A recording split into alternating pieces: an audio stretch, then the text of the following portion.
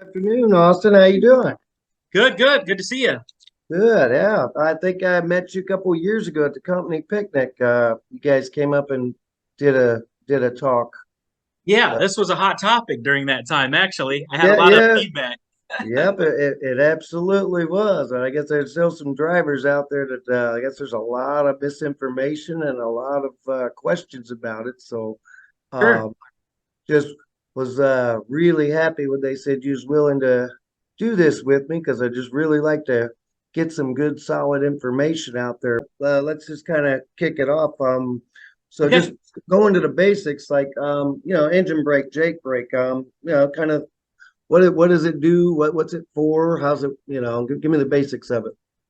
Yeah, absolutely. So, engine brakes are designed to basically slow our drive line without using foundation brakes as a way to slow the truck. So, one of the biggest problems that we have or have had in the past is drum brakes themselves. They experience a thing that's called brake fade. So, as the Hmm. truck is going down the backside of the hill, and we've got the momentum of the truck and gravity working with us, and then additionally the weight of that truck. As we start to apply our foundation brakes, what we're doing there is we're basically taking the energy of that truck and we're transferring the energy of that truck into the brake drums themselves. And that energy is in a form of heat. So those shoes push against the drum.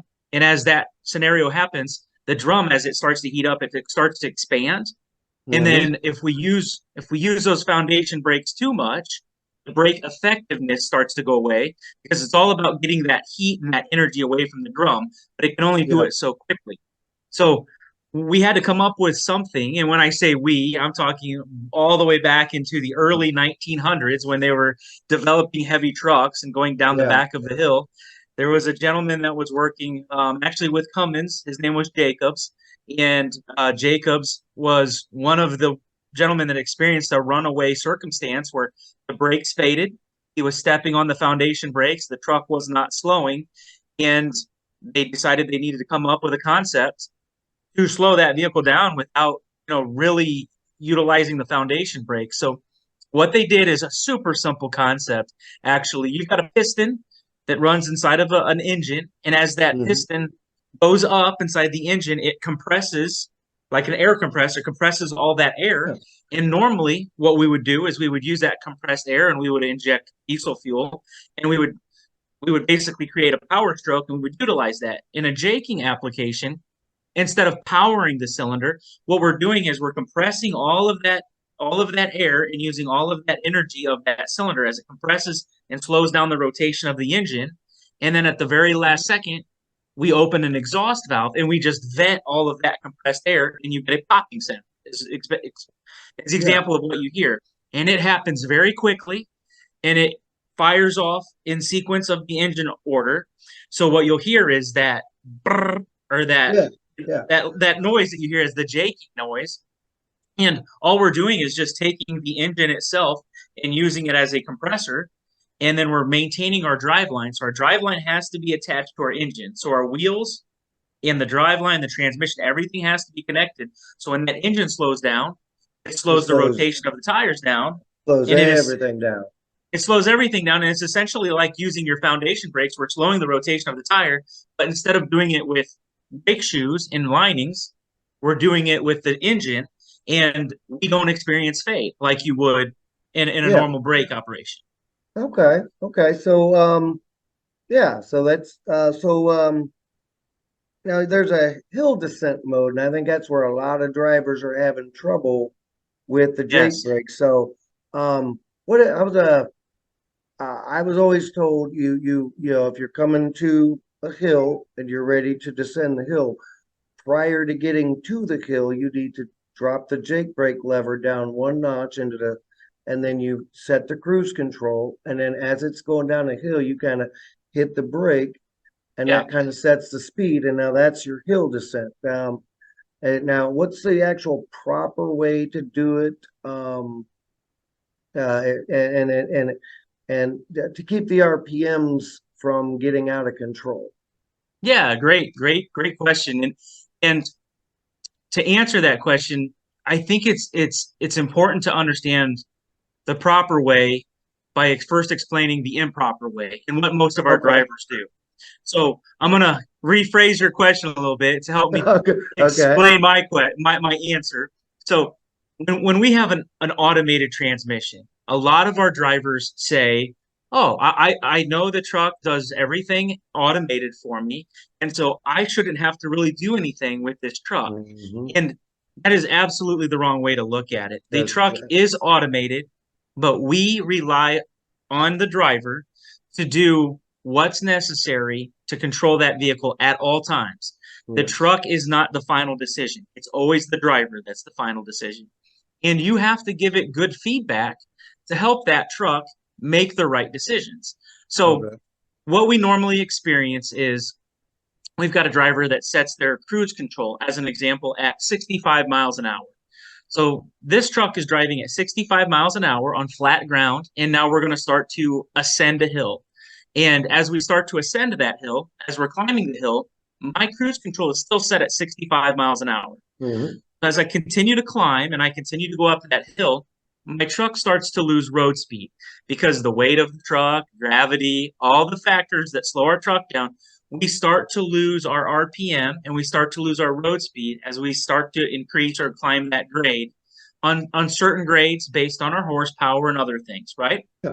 Yep. So as we continue to climb that hill, our cruise control is still set to 65. The truck's intent is to go 65 all the way during that climb, but physics will not allow that scenario to happen. Yeah, exactly. So we start to slow. And as we continue to climb that hill, we start to fall down to 60 miles an hour. And there are going to be times where we start to downshift then. Because as we Yeah. climb the hill, our RPMs start to fall and we get to a low enough RPM that we decide, oh, we're going to go now from 12th gear, my top gear, we're going to drop that a gear. We're going to go down to 11th gear. And as we continue to climb, it may even drop down to 10th and lower than that. As we get to the very top of the hill, and in my scenario, let's say my truck is now doing 50 miles an hour. As we Ooh, get to the nice very stretch. top of the hill, right? We've lost some some substantial speed here. So Yeah. we're doing 50 miles an hour, and the whole time the truck is still trying to do 65 the whole way. Now Yep. we're going to start to descend the hill, right? We're going to start going down the backside. And start picking up speed. Well, the truck's naturally going to want to because it's still wanting to do 65. It's always wanted to do 65. The driver hasn't given the feedback to the truck in any way to change that scenario. So now we start going the backside of the hill and we start immediately gaining speed very quickly because now we've Yes. got gravity on our side, right? Yep. So we go 60, we go, 55, 57, 58, 50, 60, 64. We get to our 65 mile an hour road speed, and most of our trucks in cruise control have what we call a descent hysteresis in cruise. We never want our cruise control to be a set specific number, like 65 miles an hour. Because what it would do is it would get to 65 and then it would apply the brakes and to get below and it would apply fuel and it would fight itself. So Yeah. Yep. we have to have a variable there. Normally a couple miles an hour, and on the backside of the hill, we are actually 4 miles an hour over the set speed. So even though Okay. the truck's set at 65, we're going to allow that truck to go 4 miles an hour over the set speed. So now we're allowing the truck to go 69 miles an hour over on the backside of the hill. Yeah. And then we hit that threshold of 5 miles, 4 miles an hour over our set speed. And then the truck decides, oh, I've now met my criteria. I need to apply the Jake brakes. Yes. Yep. So what the truck does then is this is I'm going to initiate a downshift to get my RPMs as high as I can. The idea is the earlier conversation that we had was we're going to use pistons and we're going to use the pistons of the engine to use that energy and escape that energy out the exhaust. So the faster the RPMs, the more effective my braking is. So we initiate a downshift and get that RPM all the way up to, and it will not go over 2,200 RPMs, but it can go as high as 2,200 RPMs by design. And at that point, we're going to start slowing the vehicle. The problem is it doesn't have enough energy to stop it at this point. We're doing Mm. 69 miles an hour down the hill.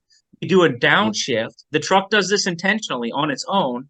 And then we go up to 2,200 RPMs and we continue to gain speed. Yeah. 70, 71. Now my drive line's locked to my engine. So now my wheels are actually driving the engine Yeah. transversely. And so my RPMs continue to climb. Then we hit 2,300 RPMs. You're going to get a check engine light. You're going to get a lot of beeping telling you Hmm. overspeed. You're also probably going to get someone in safety that says, how are you doing 73 miles an hour in a truck that's not allowed to do that? We call that Kentucky overdrive, right? Yeah. Yep. So, Yeah. and the driver is just discouraged as all can be because what Hmm. would the driver do to be in this scenario? Nothing. Yeah. All they did was set their cruise to 65 and go up the hill. And go. So Yep. the driver didn't do anything really in my mind and in the mind of the driver. They didn't do anything wrong because they just put the road speed to 65. They drove the hill, and now all of a sudden the truck's beeping at them. Safety's calling them. Worst case scenario, the engine is ventilated. We got a big hole in our block, and it's not warrantable. And the shop's not mad. Doug Subler's on the phone now. It's not a Yep. good day, right? You And got it. Yeah. and it's very hard to understand how did I get here? And the truth is, there's a simple concept that was trained years and years ago. You will always go down a hill. The best way to describe it, go down the hill at the same rate that you were able to climb the hill. So if you Okay. climbed that hill at 50 miles an hour, you should never go down the hill faster than 50 miles an hour. That's Okay. the easiest way to do it. Or go gear down. So if when you got to the very top of the hill, let's say you're in 10th gear as an example. If you gear down that and go down ninth, stay in ninth the whole way down. That's the Okay. easiest way to do that. But again, if you don't do anything, that truck's going to upshift 10th, 11th, 12th gear, pick up speed, and then Yeah. decide, oh, I got to do something. And you've already lost your opportunity. Yeah. At that point, you got 80,000 pounds barreling down the side of a mountain, You got and it. yep. Yeah. And Gotcha. foundation brakes, like we talked about, the engine can't hold it back. The monster is out of the box now, right? Your foundation Hmm. brakes, they're basically, as soon as you get on those brakes, they're going to overheat very quickly Yeah, now. they're gonna overheat, start smoking, and then you're gonna lose them, and yeah, Your now you're jakes can't hold you. That's a very, very dangerous circumstance to be in. yeah, and So you're looking for an that's escape ramp at that point. Yeah, yeah, right. yeah, That's right. Certainly, that's that right. oh no moment, right? Where you're going, what do I Yeah, do? So yeah. we'll go back to the beginning of your question. What Okay. is what is the driver supposed to do? There's actually multiple things the driver can do. The driver can do it manually if he would like to. Yep. What's actually a really simple way to do it is as when you get to the very top of the hill, Hmm. if you would like, as soon as you get to the top of the hill. Now, in my scenario, I was doing 50 miles an hour or 55, whatever I said. When I got to Yeah. the top of the hill, if the driver just sets the cruise control at that point, right? Hmm. It's going to change the new set speed from 65 now to To 50. 50. Yep. And so we won't go all the way to the 65 mile an hour rating, and then we go +4. That's the other important thing. So even Yeah. if I reset my cruise control to 60, know that we're going to go to 64 before we start initiating that brake, right? Yeah. Yeah. We're So we're on our trucks where we've got the where it tells you what your setting is for your cruise control. Right next to it, it's got a plus and then a number, which mine has a 3. So it means if I set it at 60, when I get to 68, the Jake brakes automatically come on. that's Uh, perfect. yeah, And same thing. it's exactly what it is, David. When you're looking at that, a lot of times you'll see +3, -2 right beside it. Or sometimes it'll just say +3, right? Okay. That is exactly what we're talking about. It will go 3 miles an hour over the set speed before the Jake will automatically go into effect. Yeah, and that So and that and that just helps with the momentum shift because you're pulling so much weight with yes, the yeah. So and okay. it's also free fuel economy. The reason we do Yeah. that is two reasons, right?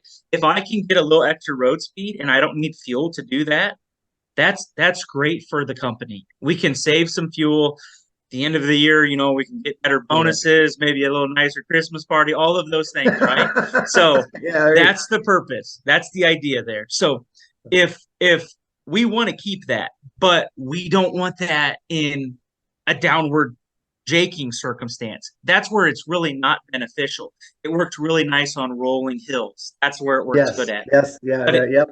in long, steep grades, not a great scenario. So the driver could do something as simple as resetting his cruise control, set speed that he's at the top of the hill, Hmm. setting it there, but know that that +3 is going to take an effect. It really shouldn't affect it too much. But at that point, that truck is going to do everything that it needs to do to maintain its current cruise control setting Yep. +3 miles an hour over that. That's going to be your key. Now, that's okay, but I want to be more specific with my cruise control. I want to be able to lock in a specific number and not have that +3. That's Yep. descent control. That's the expert level, if you will. Gotcha. So Okay. how do we do that? The first thing I always get a driver tell me is I cannot set my cruise control while my Jake is on. That is 100% correct. That is the Yep. right response because exactly correct. How do I use cruise control and apply brakes at the same time? It Yeah, doesn't that's make sense. just yeah. You're Right. telling Very, you're telling the truck two different things. exactly. Yeah. So when you're on flat ground and you put your Jake in level one, as an example, Yep. right? You're going to basically pause cruise. It's going to be jaking at that time.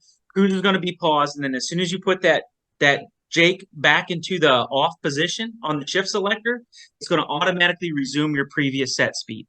That Yep. is standard cruise control operation. Jake activation pauses cruise. That's how it works. So when your jake's on, cruise is paused at that point. Now, descent control. There's another step to this process. When your Jake is on, your cruise is now paused. It's how it works. So as soon as you put your Jake on, your cruise is paused. If Okay. you actually hit set on your cruise control, what that's going to do is basically set a descent control road speed that's going to only be utilized going on the back side of the hill. So you actually have to be going down the hill to utilize this feature. Because if you're on flat ground and my Jake is on, first thing I'm going to be doing is losing road speed Yeah. because Yep. Jake will be doing its job like it's supposed to, and gravity's not pushing me at that point. So as soon as I put my Jake on, my road speed starts to slow, and descent control is basically just keeping the brakes at that speed. But if we're slowing down, it's not going to work. You have to have momentum and gravity pushing you to make this concept make sense for the truck and actually to Yeah. function appropriately. So scenario, back to our beginning scenario. We just crest the top of the hill and we're starting to go down the backside of the hill. The driver's going to reach down and set his Jake brake. And when he sets his Jake brake, the Jake will start to come on. And it does not have to be in any position. It can be in level 3, 2, or 1. It doesn't matter at all. Okay? Okay. Yep. So all he's got to do, he or she, all they have to do is put that truck in the Jake position and then set the cruise once again. And that eliminates that +3. It's going to Okay. hold that at the speed that you set at. In our scenario, we'd like to have it set at 50. Yeah. And that truck is going to do a wonderful job, and it'll go from third to second to first and shuttle off, do whatever it needs to do to keep your speed going down the hill at that exact 50 miles an hour. Okay. And it's smooth as silk. Now, let's say you did it wrong, and it's actually a little bit more, it's a little faster than we'd want. So our jakes are on and we're jaking away, but we're still creeping 51, 52, and the truck Yep. can't hold it. That's okay, right? All you're going to do is reinforce the brakes, the Jake brakes, with foundation brakes. So slow that truck utilizing your foundation brake. Get your road speed. Let's get it down to, let's say maybe we need to be more like 45, and then reset your descent control at 45, and it'll hold it a lot easier because the Okay. momentum of the truck is slower. Does that make sense? Yeah, that's usually I drive through the mountains every day. Right. I've been doing it for many years, and I'm always fully loaded. And that's basically what I do. As soon as I crest the hill, is I'll use the jakes, but I also use the foot brake to, Yeah. to get the speed set where I want. And then I've got that +3 where the jake brake kicks in, because my mindset is always, all of this safety stuff is wonderful, but if you Right. don't want to bet your life on it, it's great to use. It's great information to have. if you know how to use it correctly. But you Right. should always, you should be driving the truck, not letting it drive you. Absolutely. So And that's we do not design the truck as a replacement to the driver. All of our systems are all considered assistance systems. They yeah. are not replacement systems, and they're not perfect. And I've never said that to anyone that don't Mhm. worry about it. My truck will take care of it for you. The truck is going to give you inputs and it's going to assist you, but I promise you, there is nothing better than you as the driver to give the right inputs in every scenario. As Yeah. good as we are at understanding technology and building these trucks, we're not as good as our professional drivers. We're just not. Yeah. For that reason, we need inputs to make sure it's safe. And at the end of the day, truth be told, it's the driver's responsibility to maintain safe Yeah. equipment. It's not the trucks. We Yeah. don't call it collision. We don't call it collision avoidance. We call it collision mitigation for legal reasons for a reason, right? Yeah. Yep, you got It it. makes sense.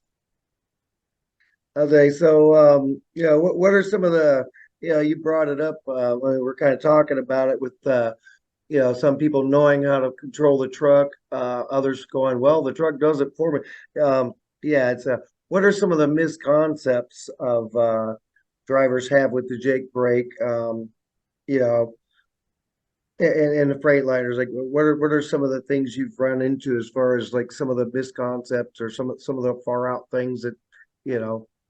Sure. Well, I can tell you that there's a couple different things that I get feedback from drivers, and I understand it. If we don't do a good job at explaining how these systems work, perception is reality for everyone, Yeah. right? Yep. What I understand is my reality. So if it's not explained to me, and I can promise you, I wasn't born with this information either. I had to set through it. Somebody had to teach me. I physically had to put my bottom in one of these trucks to reinforce exactly how this worked for me to really understand where we're at. And that's the thing that I want to make sure that we do a good job explaining to those drivers, how what are you experiencing and why. So I can Mm, tell you for sure, collision mitigation systems is one of those things that is really it's really a confusing thing for a lot of our drivers on, why did the truck interact? Why did it do what it did?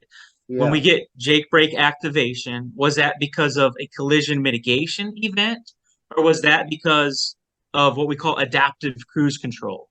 And adaptive cruise Mm, control will actually apply engine brakes when needed to slow your vehicle down to maintain a safe following distance. And yes. again, that scenario can happen in a downhill descent, Yep. and you're wondering why your Jake brakes came on. And the reason your Jake brakes came on is again because you're in cruise control, and Yes.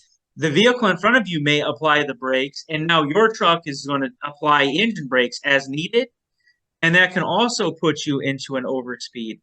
Yeah. So I've those are actually things. had that happen a couple of times where, I said somebody comes across me going down a hill and all of a sudden it wants to downshift because it wants to hold that distance as well as to maintain That's the right. speed. And now all of a sudden I'm going, oh, here goes the RPM shooting up. And that gets, Yes. yeah. And then you're like, yeah, uh-oh.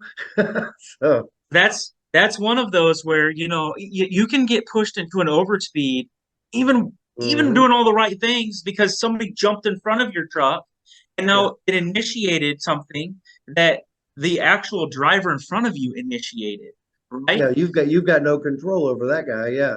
You've got no control over that guy. So, it's important to understand, your vehicles around you, the objects around you, making sure that you maintain safe distances, and making sure that you're keeping an eye on them. And if it looks like they may jump ahead of you, it's a good idea to slow down your truck. That Yes. way, if they do, you don't get that overspeed. Because again, overspeeds are always going to be on a momentum basis. Our truck will never put you over 2,200 RPMs on its own. It Yeah. has to have some outside factor doing that. And the only true outside factor other than a runaway, where we've got some uncontrolled fuel source basically feeding my engine that causes it to basically increase. Anything beyond that is going to be gravity pushing it than the wheels are driving your engine, other than your engine driving your wheels. Yeah. Another misconception is I'm only going to get over speeds in all of the big hills of Colorado, and I've got to be in the Rockies or whatever that scenario may be. That's the only time I'm going to experience overspeeds. That is absolutely not correct. You can get overspeeds on even the smallest of hills. You can get overspeeds at 13 miles an hour. And all of that will be based on your engine braking and also the grade of the hill. So it Mhm. is important to understand what the truck's doing and when it's appropriate to apply those engine brakes and what is your speed at that time Mhm. based on your momentum. Because, like I said, you can have an engine overspeed at 13 miles an hour based on your grade. And if it's a steep enough grade and you're heavy enough and you initiate a downshift, 13 Mhm. miles an hour could potentially be too fast in that circumstance. So Yeah. be prepared. And the other thing to know is our engines are tough. They really are. And overspeeds will happen to some degree. It's almost inevitable. If you're Yeah. driving the truck, you know, those circumstances are going to happen in certain scenarios where we we apply the brakes, somebody pulls in front of you, like I was talking about, things that are outside of your control, and the truck is going to do what it needs to do, but it can handle it. What it can't handle is a multitude of these overspeeds are very, very high overspeeds. And we track all that information within what we call our DDEC reports, and there's levels of severity. So think of it like, we'll call it your blood pressure, right? Yeah.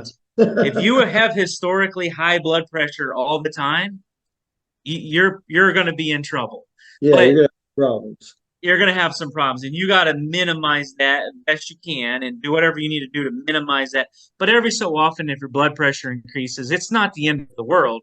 It's just you want to make sure that you are doing everything that you can to minimize those. And we run reports. We have that ability. We can see every time that truck gets over 2,500 RPMs, it logs a fault. When that little light comes on, it Yeah. sends a report, and then we can look at that information, and I can compare that to your other drivers in your fleet and say unit 15 had 13 overspeeds in the last month, and everybody else had an average of zero point 0.2.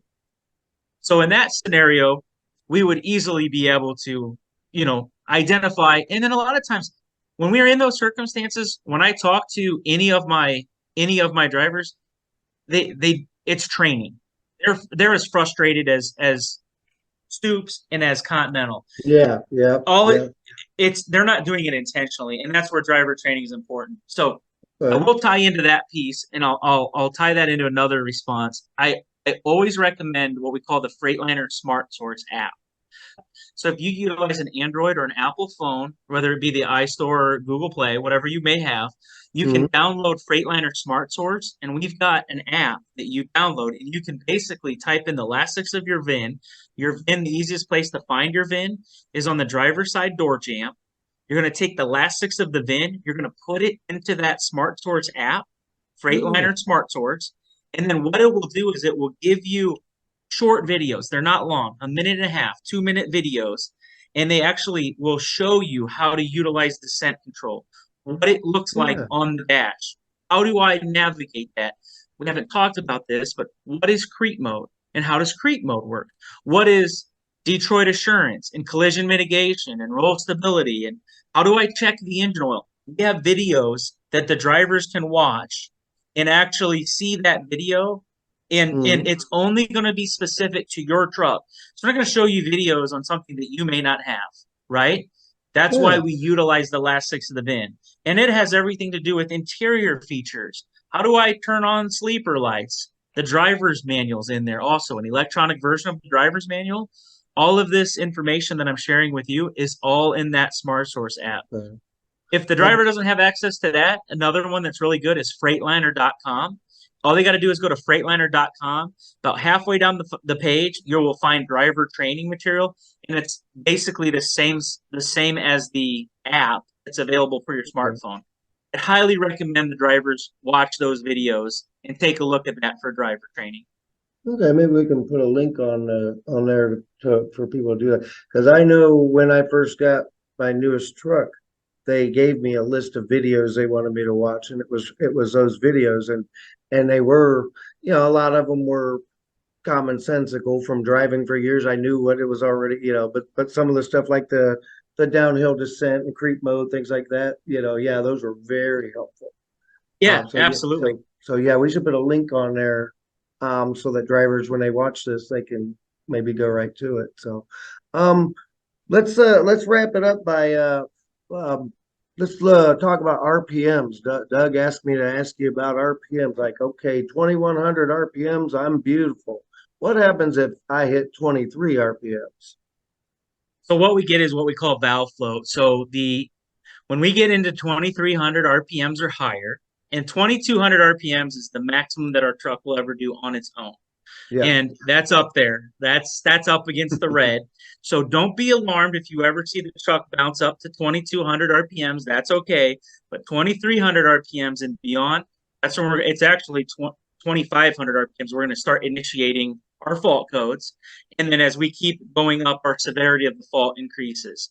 As we get into those circumstances, what happens is the valves themselves, there's valves that move up and down, and there's some real small springs in there. Actually, big engine. It's actually some pretty yeah, stout springs in reality, but they're only as good as the designed function of that spring.